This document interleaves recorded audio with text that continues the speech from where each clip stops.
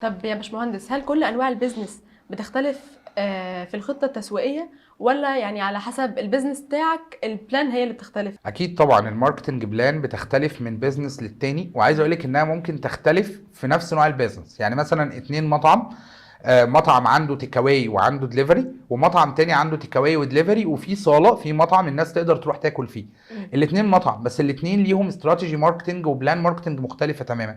الاولاني انا ممكن اعمل له بلان ان انا اعمل فود ريفيوز، ابعت وجبات للبلوجر يدوقوها ويتكلموا عنها وعن الطعم، اصور الكيتشن بتاعي، اصور البرودكت بتاعتي بروفيشنال جدا.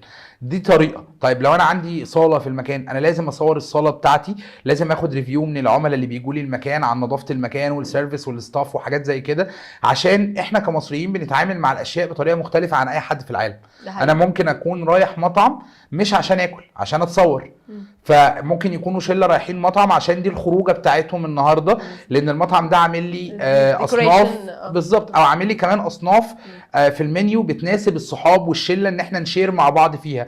فالاستراتيجي هنا بقت مختلفه عن هنا تماما. في حين ان برضو لو انا نوع البيزنس بقى مختلف، فاكيد البلان هتختلف. يعني بيدخل ساعات ناس تقول لي هو انا عايز اعمل ماركتنج للبيزنس الفلاني بكام؟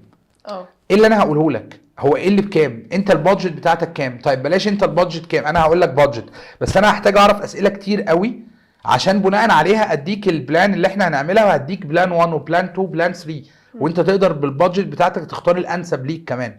ايوه. ففي ناس بتخش دايما بتتعامل مع الماركتنج على ان هو بيشتري سلعه تناسب كل الناس وستاندر لاي حد، وده مش حقيقي.